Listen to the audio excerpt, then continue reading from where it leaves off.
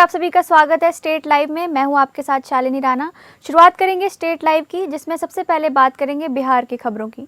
बिहार के मुख्यमंत्री नीतीश कुमार ने मुख्यमंत्री महिला रोजगार योजना के तहत 10 लाख महिलाओं के खाते में 10,000 रुपये प्रति लाभुक की दर से 1,000 करोड़ रुपए की राशि जारी की है।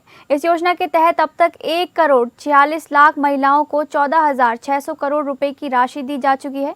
इस अवसर पर मुख्यमंत्री ने कहा कि राज्य सरकार महिला सशक्तिकरण पर विशेष जोर दे रही है और इस योजना के माध्यम से महिलाओं को आत्मनिर्भर बनाने का प्रयास कर रही है। उन्होंने कहा कि योजना के तहत जिन महिलाओं ने अपने रोजगार की शुरुआत की, उनके लिए आगे भी सहायता उपलब्ध होगी। कार्यक्रम में 3 लाभार्थियों ने अपने अनुभव साझा किए और बताया कि योजना के तहत मिली राशि से उन्होंने अपने रोजगार की शुरुआत की और आत्मनिर्भर बनने का आत्मविश्वास प्राप्त किया। मुख्यमंत्री ने कहा कि राज्य सरकार की विभिन्न योजनाएं महिलाओं के जीवन में सकारात्मक बदलाव ला रही हैं और उन्हें उम्मीद है कि ये योजना भी महिलाओं के लिए वरदान साबित होगी।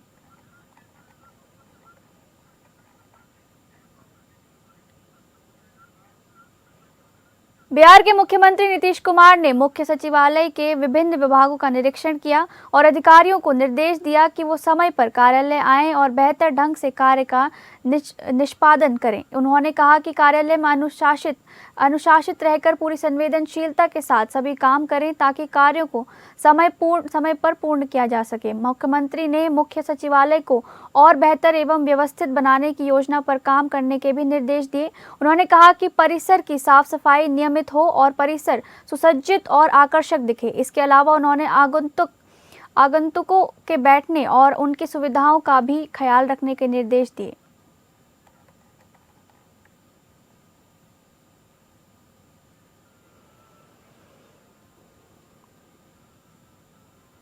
सहरसा में संयुक्त किसान मोर्चा और केंद्रीय ट्रेड यूनियनों के बैनर तले मजदूर किसानों ने प्रतिरोध मार्च निकाला। ये प्रतिरोध मार्च वीर कुंवर सिंह चौक से शुरू होकर समाहर लाने पर पहुंचकर केंद्र सरकार के खिलाफ जमकर नारेबाजी की, जिसके बाद प्रतिनिधि मंडल ने जिलाधिकारी के माध्यम से महामहिम राज्यपाल को ज्ञापन सौंपा। नेताओं ने केंद्र सरकार पर जन विरोधी कानून लगाने और सरकारी संपत्तियों के निजीकरण का आरोप लगाया। सीपीआई नेता ओम प्रकाश ने कहा कि नए कृषि कानून किसानों की जमीन छीनने की साजिश है। वहीं किसान सभा के महामंत्री विनोद कुमार ने कहा कि 5 साल पहले किया गया समझौता आज तक पूरा नहीं हुआ। किसान मजदूरों ने चेतावनी दी कि वादे पूरे न होने तक आंदोलन जारी रहेगा। सरकार सबसे पहले जितना हवाई अड्डा था तो सबको प्राइवेट हाथ में दे दिया, मतलब हवा को ले लिया, आकाश को ले लिया। जितना बंदरगाह था सब अपने चहेते मित्रों को दे दिया, यानी पानी ले लिया। ये जितनी रेलगाड़ियां थी, ये रेलगाड़ियां को भी प्राइवेट सेक्टर को दे रहा है। अब किसानों का जो ये जमीन बचा हुआ था, जमीन 3 काला कानून को ला करके ये जमीन को छीना जा रहा है। भारत के किसानों ने 1 वर्षों तक ऐतिहासिक आंदोलन किया। 1000 से अधिक किसानों ने शहादत दी। मोदी ने समझौता तो किया, लेकिन अपने कारपोरेट मित्रों के हाथों में वो समझौता को आज तक लागू नहीं किया। उनकी नजर किसानों की जमीन पर है। आय से अधिक संपत्ति अर्जित करने के मामले में राज्य की आर्थिक इकाई की टीम ने बड़ी कार्यवाही की है। जिले के रोसड़ा में कार्यरत नगर परिषद के कार्यपालक पदाधिकारी उपेंद्र नाथ वर्मा के क्वार्टर पर बुधवार को देर शाम छापेमारी हुई। इस दौरान टीम ने उनके आवास से 5,600,000 रुपए नकद के अलावा विभिन्न कंपनियों के इंश्योरेंस की रसीद, घरेलू सामान खरीद का रसीद और कुछ प्रॉपर्टी के कागज भी बरामद किए। टीम के सदस्य इसे अपने साथ लेते हुए पटना चले गए। छापेमारी का नेतृत्व कर रहे आर्थिक अपराध इकाई के डीएसपी पवन कुमार ने बताया कि आय से अधिक संपत्ति की शिकायत के बाद निगरानी थाने में मामला दर्ज किया गया था। उनके पटना स्थित पैतृक आवास पर भी छापेमारी की जा रही है। उन्होंने कहा कि टीम जब रोसड़ा पहुंची तो नगर परिषद कार्यालय के पास एक होटल के स्थित उनका क्वार्टर बंद था, जिसके बाद मजिस्ट्रेट को बुलाकर ताला तोड़ा गया। वह कार्यालय पर भी नहीं थे। कर्मियों ने कहा कि वह छुट्टी पर हैं। क्वार्टर की तलाशी ली गई तो तलाशी के दौरान उनके घर से करीब 5 लाख नकद राशि बरामद की गई। थाना कांड संख्या 99/25 के प्राथमिकी अभियुक्त उपेंद्र नाथ वर्मा, जो कार्यपालक पदाधिकारी हैं यहाँ रोसड़ा के, उनके आवास की तलाशी ली गई है। तलाशी में 5,06,000 रुपये नकद मिले हैं, 2 लाख के SBI लाइफ इंश्योरेंस की रसीद मिली है और कुछ घरेलू सामान के जो है खरीद की पर्ची मिली है। और ये इस तरह से अभी हम लोगों की तलाशी की प्रक्रिया संपन्न हुई है। कार्यालय की तलाशी के लिए हम लोग यहाँ से बिहार में नई सरकार के गठन के तुरंत बाद ही अवैध गतिविधियों पर सख्त कार्रवाई शुरू हो गई है। मुख्यमंत्री नीतीश कुमार के नेतृत्व में सुशासन की नीति को आगे बढ़ाते हुए और अपराध पर लगाम कसने के निर्देश के तहत किशनगंज पुलिस ने एक बड़ी कार्रवाई की है। शहर के खगड़ा मेला ग्राउंड इलाके में स्मैक के 12 से अधिक अवैध अड्डों को बुलडोजर से ध्वस्त कर दिया गया है। ये सख्त कदम बिहार के उप मुख्यमंत्री और गृह मंत्री सम्राट चौधरी के उस ऐलान के बाद उठाया गया है जिसमें उन्होंने अपराध के अर्जित अवैध संपत्तियों पर कठोर कार्यवाही करने की बात कही थी। एसपी सागर कुमार के निर्देश पर सदर थाना अध्यक्ष अभिषेक रंजन के नेतृत्व में ये विशेष अभियान चलाया गया। पुलिस टीम ने उन सभी ठिकानों को पहले चिन्हित किया जहां लंबे समय से स्मैक की बिक्री और सेवन की शिकायतें मिल रही थी। नशे के कारोबार को बढ़ावा दे रहे इन अवैध ढांचों को एक एक कर पूरी तरह जमींदोज कर दिया गया। सदर थाना अध्यक्ष अभिषेक रंजन ने स्पष्ट किया है कि शहर को स्मैक मुक्त बनाने के लिए यह अभियान लगातार जारी रहेगा। लगातार सूचना मिल रही थी कि खगड़ा में जो बस सॉरी मेला जो मैदान है उसमें लोग अवैध तरीके से झुग्गी बनाकर वहां से स्नैक बेचने और वहां सेवन करने का काम करते थे, जिसके आधार पर नगर परिषद से सहयोग लेकर इन सभी लोगों को जो अवैध कंस्ट्रक्शन है उसको ध्वस्त किया जा रहा है। आगे भी ये कार्रवाई जारी रहेगी। उत्तर प्रदेश के मुख्यमंत्री योगी आदित्यनाथ के बुलडोजर एक्शन मॉडल की चर्चा अब बिहार की राजधानी पटना तक पहुंच गई है। राज्य में एनडीए की सरकार बनने और सम्राट चौधरी के गृह मंत्री का पदभार संभालने के बाद पटना की सड़कों पर भी अतिक्रमणकारियों के खिलाफ सख्त कार्रवाई देखने को मिल रही है। ताज़ा मामला पटना के सबसे भीड़ भाड़ वाले इलाकों में से एक स्टेशन रोड का है, जहां लंबे समय से अवैध कब्जा जमाए बैठे दुकानदारों और अतिक्रमणकारियों पर प्रशासन का पीला पंजा गरजा। मिली जानकारी के अनुसार जिला प्रशासन की टीम भारी संख्या में पुलिस बल के साथ मौके पर पहुंची और बुलडोजर का इस्तेमाल करते हुए अतिक्रमण कर बनाई गई दुकानों और निर्माणों को ध्वस्त कर दिया। ये कार्रवाई साफ संकेत देती है कि नई सरकार कानून व्यवस्था और सुशासन को लेकर किसी तरह का समझौता करने के मूड में नहीं है। गृह मंत्री सम्राट चौधरी ने पहले ही संकेत दे दिए थे कि बिहार में अपराध और अवैध गतिविधियों को बर्दाश्त नहीं किया जाएगा और जरूरत पड़ने पर बुलडोजर एक्शन भी लिया जाएगा।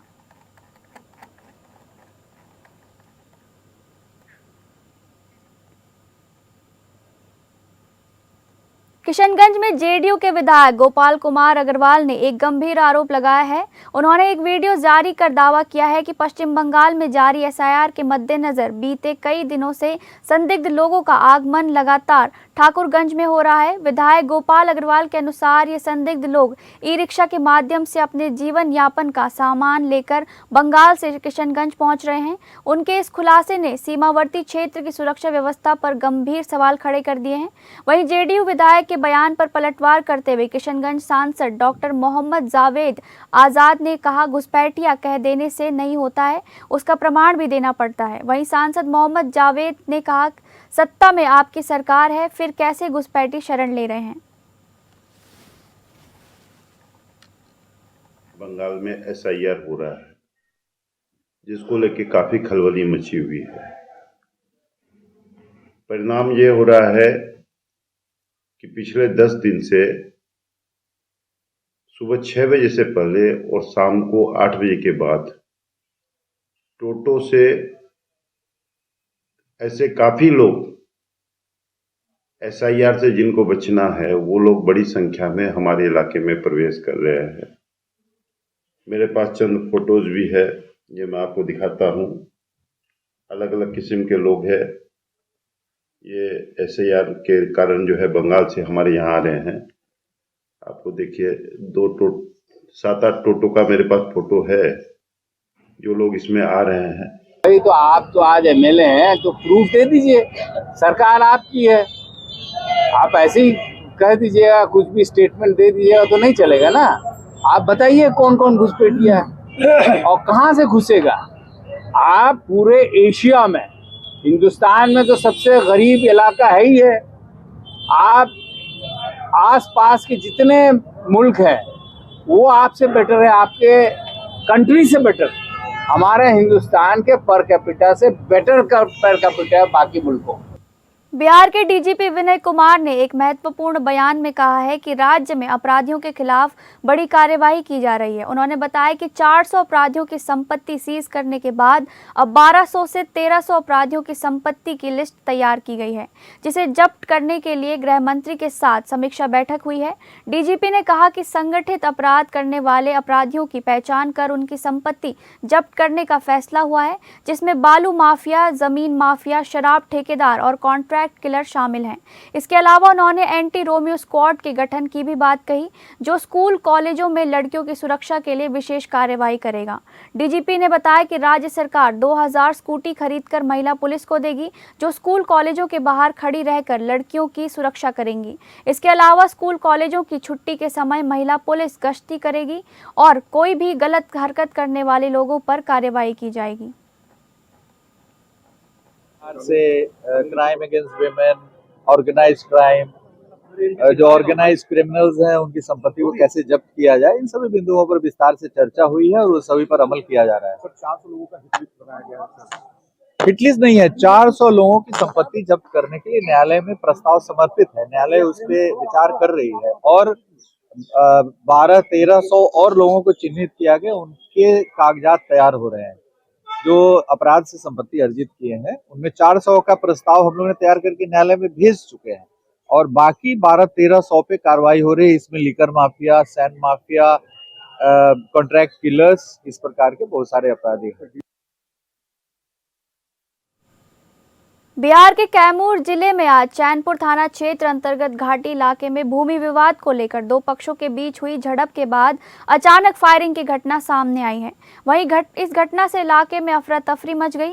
फायरिंग की सूचना मिलते ही पीड़ित पक्ष के अमरनाथ तिवारी ने तत्काल चैनपुर पुलिस थाना में लिखित आवेदन देकर न्याय और कार्रवाई की मांग की। आवेदन मिलते ही चैनपुर थाना अध्यक्ष विजय प्रसाद ने बिना देरी किए भभुआ अनुमंडल पुलिस पदाधिकारी के निर्देश पर एक विशेष टीम का गठन किया और उस टीम में चैनपुर थाना अध्यक्ष विजय प्रसाद, एसआई पिंटू कुमार, नरेंद्र कुमार सहित अन्य पुलिस बल टीम में रहे शामिल, जहां त्वरित कार्रवाई करते हुए एक आरोपी को गिरफ्तार कर लिया गया। और चैनपुर थाना क्षेत्र के घाटी नामक गांव में जमीन के नापी का विवाद को लेकर दो पक्षों के बीच कुछ झड़प हुआ। उसके बाद एक पक्ष के लोगों के द्वारा फायरिंग की घटना सामने आई। तो जो पीड़ित पक्ष है अमरनाथ तिवारी, उन्होंने चैनपुर थाना में एफआईआर लॉन्च करवाया। एफआईआर लॉन्च करवाने के बाद तुरंत बाद एसएचओ चैनपुर अपनी टीम के जो सारे यंग मतलब पुलिस अफसर से उनको लेकर छापेमारी की और एफआईआर लॉन्च होने के 4 घंटे के अंदर ही जो है उस कांड का नामजद अभियुक्त पीयूष पांडे और शैलेश पांडे गिरफ्तार हुआ और उनके पास उस घटना में जो फायरिंग करने में प्रयोग में लाया गया था वो पिस्टल बरामद हुआ और खोखा भी बरामद हुआ। अब बात करेंगे झारखंड के खबरों की। राज्यसभा सांसद और भाजपा के कार्यकारी प्रदेश अध्यक्ष आदित्य साहू के सांसद निधि और सीएसआर फंड के राज्य की जनता को कल राजधानी रांची में एक बड़ी सौगात मिली है, जिसे लेकर चिरौंदी स्थित आशीर्वाद बैंक्वेट हॉल में आयोजित एक कार्यक्रम के दौरान एक साथ 6.08 करोड़ की स्वीकृत लोक कल्याणकारी योजनाओं का शिलान्यास कार्यक्रम किया गया। इस अवसर पर बीजेपी प्रदेश अध्यक्ष बाबूलाल मरांडी, बीजेपी विधायक सीपी सिंह, नवीन जायसवाल सहित बड़ी संख्या में पार्टी के कार्यकर्ता और नेता उपस्थित रहे। सम्मानित उपाध्यक्ष अनीता वर्मा जी से आग्रह करते हैं, सरकार को विरोध करने में हमेशा अपनी प्रथम भूमिका निभाती है। ऐसे हमारे दीदी आर्थिक बुजुर्ग के लिए सेल बीएसएल प्लांट के अंदर एनडीआरएफ द्वारा सीआरबीएन मॉक ड्रिल की गई। ये मॉक ड्रिल बीएसएल प्लांट में लगातार हो रही दुर्घटनाओं के मद्देनजर जिला प्रशासन के पहल पर की है। बीएसएल प्रबंधन के अनुसार बोकारो स्टील प्लांट में ये मॉक ड्रिल पिछले 2022 में किया गया था और आज 3 साल बाद फिर यहां ये ड्रिल किया जा रहा है। बोकारो जिला उपायुक्त अजय नाथ जहां ने बताया, हाल ही के दिनों में जो बीएसएल प्लांट में घटनाएं हुई हैं, इन घटनाओं को रोकने के लिए हमें कहां कहाँ सतर्क रहने की ज़रूरत है और हमसे क्या छूट जाता है, इन सब चीज़ों को जानने के लिए मॉक ड्रिल समय समय पर होते रहना चाहिए। उपायुक्त ने इस ड्रिल की प्रशंसा करते हुए कहा ये काफ़ी नेचुरल रहा क्योंकि इस एक्सरसाइज की जानकारी बहुत लोगों को नहीं थी। साथ ही उपायुक्त ने कहा कि इस मॉक ड्रिल के जरिए ये सुनिश्चित करने की कोशिश कर रहे हैं जो घटनाएं बीएसएल प्लांट के अंदर हो रही हैं उनकी पुनरावृत्ति ना हो। इस दौरान बीएसएल के चीफ ऑफ कम्युनिकेशन मणिकांत धान ने बताया ये मॉक ड्रिल निश्चित समय अंतराल पर एनडीआरएफ द्वारा थर्मो सेंसिटिव प्लांट में किया जाता है और क्योंकि BSL plant thermo sensitive plant है इसलिए ये ड्रिल यहाँ एक निश्चित समय अंतराल पर किया जाता है ताकि ये सुनिश्चित किया जा सके कि यहाँ के सुरक्षाकर्मी कितने तैयार हैं, इसकी जाँच की जाती है।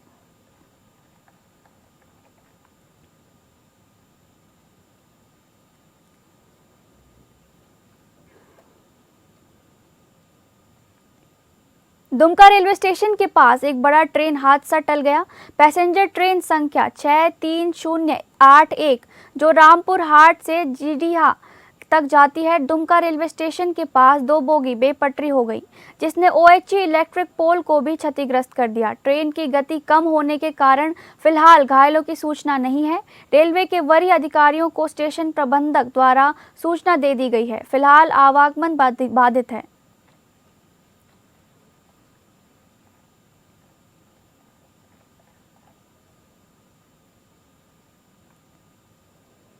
साहिबगंज तालझारी थाना क्षेत्र के मदनशाही बोहामोड़ सतपुलवा के पास एक 30 वर्षीय व्यक्ति का शव मिलने से इलाके में सनसनी फैल गई है। स्थानीय पुलिस के अनुसार प्रारंभिक जानकारी में ये बात सामने आई है कि मृतक की हत्या की गई है। आशंका जताई जा रही है कि किसी ने पत्थर से वार कर उसकी हत्या की है। स्थानीय लोगों के द्वारा घटना की सूचना तालझारी पुलिस को दे दी गई है। घटनास्थल पर पहुंची तालझारी पुलिस की प्राथमिक जांच में मृतक की पहचान मदनशाही गांव का रहने वाला धनसर मुंडा का पुत्र बच्चन मुंडा के रूप में की गई है। वहीं मृतक की फुआ नामुरलिया देवी ने बताया कि बीती रात वो घर से कुछ काम की बातें कहकर निकल गया था और आज सुबह उन लोगों को इस घटना की जानकारी प्राप्त हुई। तभी उन लोगों ने घटनास्थल पहुंचकर पहचान की। घटनास्थल पर पहुंचे राजमहल एसडीपीओ विमलेश कुमार त्रिपाठी ने जांच उपरांत बताया कि हत्या का मामला है। पुलिस मामले की जांच में जुटी हुई है। जल्द ही आरोपियों की गिरफ्तारी कर ली जाएगी।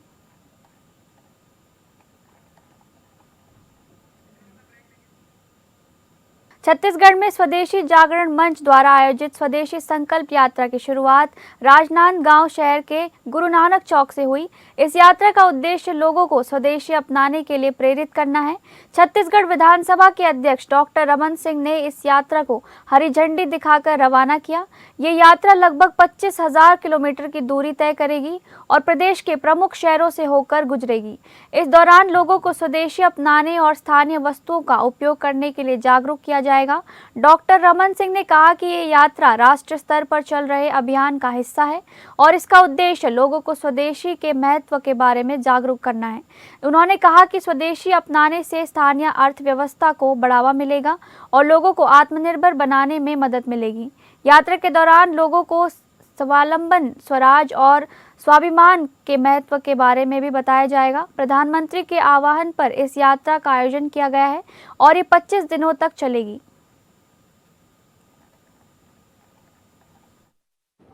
स्वदेशी जागरण मंच और केट के माध्यम से स्वदेशी संकल्प रथ यात्रा 2500 किलोमीटर छत्तीसगढ़ में 25 दिनों में यात्रा करके स्वदेशी के चीज का उपयोग करने के संबंध में जन जागृति और जन जागरण ये पूरे राष्ट्रीय स्तर में चल रहे अभियान का हिस्सा है और छत्तीसगढ़ में भी व्यापक रूप से इसकी शुरुआत आज राजनांदगांव से हुई है और राजनांदगांव से यात्रा चलते चलते पूरे छत्तीसगढ़ का परिक्रमा लगाएगा और मूल विषय यही है, स्वदेशी, स्वावलंबन, स्वराज और स्वाभिमान। छत्तीसगढ़ी समाज पार्टी के कार्यकारी अध्यक्ष अनिल दुबे ने प्रेस वार्ता में राज्य सरकार पर निशाना साधा। उन्होंने कहा कि सरकार नक्सलवाद के समाधान के लिए गंभीर नहीं है और जनता और उनके संघर्षों की अनदेखी कर रही है। दुबे ने कहा कि राज्य आंदोलनकारियों के घोषणा पत्र में नक्सलवाद के समाधान के लिए सुझाव दिए गए थे, लेकिन सरकार ने उन्हें नजरअंदाज किया है। दुबे ने सरकार पर नक्सलवाद के मुद्दे पर डमरू बजाने का आरोप लगाया और कहा कि सरकार मार्च 2026 तक नक्सलवाद को समाप्त करने का दावा कर रही है, लेकिन ये सिर्फ एक दिखावा है। उन्होंने सवाल उठाया कि अगर नक्सलवाद समय सीमा में समाप्त नहीं होता है तो क्या गृह मंत्री और मुख्यमंत्री अपने पदों से इस्तीफा देंगे।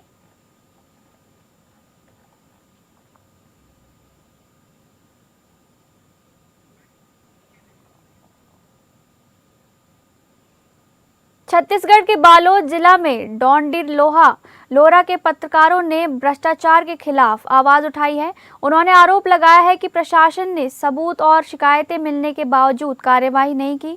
पत्रकारों ने कहा कि अगर भ्रष्टाचार की रक्षा ही शासन का धर्म बन गया है तो उनकी खामोशी सत्ता के लिए काल बन जाएगी। ओबीसी महासभा, सर्व आदिवासी समाज, साहित्यकारों और वरिष्ठ पत्रकारों की उपस्थिति में आयोजित मौन जुलूस ने इस आंदोलन को क्रांति की चेतावनी बना दिया। पत्रकारों ने कहा कि लोकतंत्र में मीडिया कमजोर नहीं है बल्कि सत्ता की नींव है। जब नींव ही नाराज हो जाए तो पूरे महल को गिरने में देर नहीं लगती। इस दौरान ओबीसी महासभा के जिला अध्यक्ष यज्ञदेव पटेल, प्रेस रिपोर्टर क्लब के प्रदेश अध्यक्ष संजय सोनी और सर्व आदिवासी समाज के अध्यक्ष प्रेमलाल कुंजाम मौजूद थे। उन्होंने भ्रष्टाचार के खिलाफ कार्यवाही की मांग की और प्रशासन को चेतावनी दी कि अगर उनकी मांगें पूरी नहीं की गई तो वो नहीं मानेंगे, तो वे आगे भी आंदोलन जारी रखेंगे।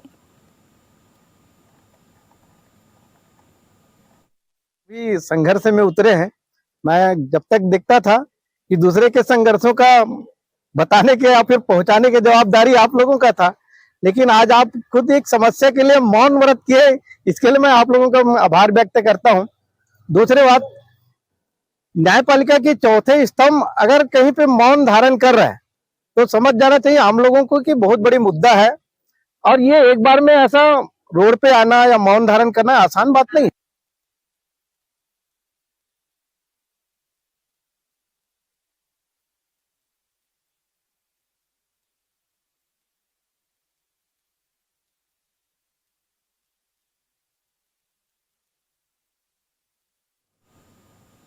अब बात करेंगे मध्य प्रदेश की खबरों की। MP level parking, multi level parking में एमपी के जबलपुर में मल्टी लेवल पार्किंग व लॉयर्स चैम्बर को लेकर हाईकोर्ट ने नाराजगी जाहिर की है। कोर्ट ने कहा कि 6 माह पहले अपने सैद्धांतिक सहमति तो दे दी, आज तक आपकी समिति निर्णय नहीं ले पा रही है।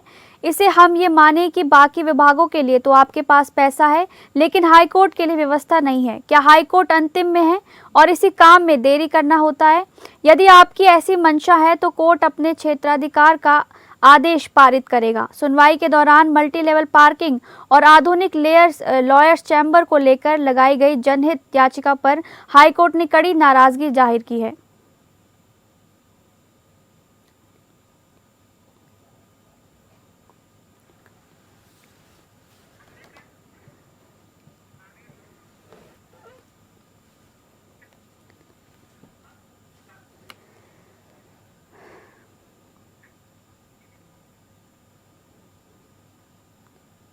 रानी दुर्गावती विश्वविद्यालय में गुरुवार को उस समय हंगामा मच गया जब भारतीय राष्ट्रीय छात्र संगठन NSUI के कार्यकर्ता जिला अध्यक्ष सचिन रजक के नेतृत्व में अचानक विश्वविद्यालय परिसर में पहुंचे और कार्य परिषद की चल रही बैठक के दौरान जोरदार विरोध प्रदर्शन शुरू कर दिया। छात्र कार्यकर्ता बड़ी संख्या में पुंगी बजाते हुए मुख्य परिसर से IQAC कक्ष की ओर बढ़े, जिन्हें पुलिस ने बलपूर्वक रोका। NSUI ने आरोप लगाया कि विश्वविद्यालय में पिछले 2 वर्षों से छात्र सुविधाओं में लगातार कटौती की जा रही है और कुलगुरु प्रोफेसर राजेश कुमार वर्मा के नेतृत्व में विश्वविद्यालय की प्रशासनिक स्थिति पूर्णतः चरमरा गई है। छात्रों का कहना था कि विश्वविद्यालय का पूरा वातावरण अव्यवस्थित है। परीक्षा प्रबंधन से लेकर विभागीय सुविधाओं तक हर स्तर पर घोर लापरवाही व्याप्त है, जिसका सीधा असर छात्रों की शैक्षणिक यात्रा पर पड़ रहा है। विरोध के दौरान NSUI कार्यकर्ताओं ने आरोप लगाया कि विश्वविद्यालय प्रशासन ने बचत के नाम पर खेल, तकनीकी शिक्षा, प्रयोगशालाओं, कंप्यूटर लैब और छात्र कल्याण से जुड़ी सभी सुविधाओं को सीमित कर दिया है।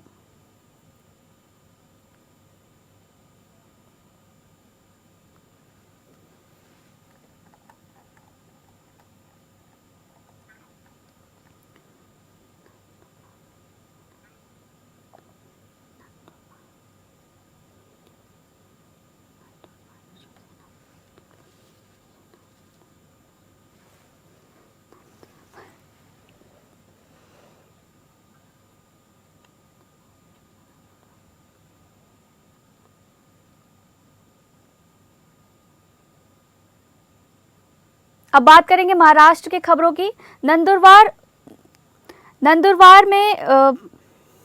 नंदुरबार में शिवसेना उम्मीदवार के प्रचार में हुई सभा में आमदार चंद्रकांत रघुवंशी ने फिर एक बार एकनाथ शिंदे मुख्यमंत्री बनने ऐसा भविष्यवाणी किया। उनकी बात को दोहराते हुए रघुवंशी जी, आपके बात को मैं और भी मजबूती से पेश कर रहा हूं। आपने कहा है कि इससे पहले एकनाथ शिंदे जी जैसे सीएम महाराष्ट्र में देखे नहीं गए और भविष्य में देखे नहीं जाएंगे। अगर जनता से पूछे कि उनके मन का मुख्यमंत्री कौन है, तो जनता आज भी मनचाहे मुख्यमंत्री के तौर पर एकनाथ शिंदे जी का नाम लेते हुए दिखेगी। परंतु चिंता न कीजिए, भविष्य के इतिहास में फिर से एक बार मुख्यमंत्री एकनाथ शिंदे जी ही होंगे।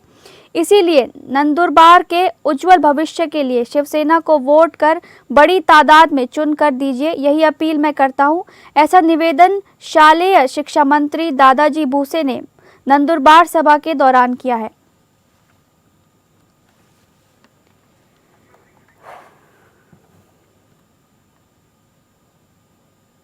फिलहाल स्टेट लाइव में बस इतना ही। नमस्कार।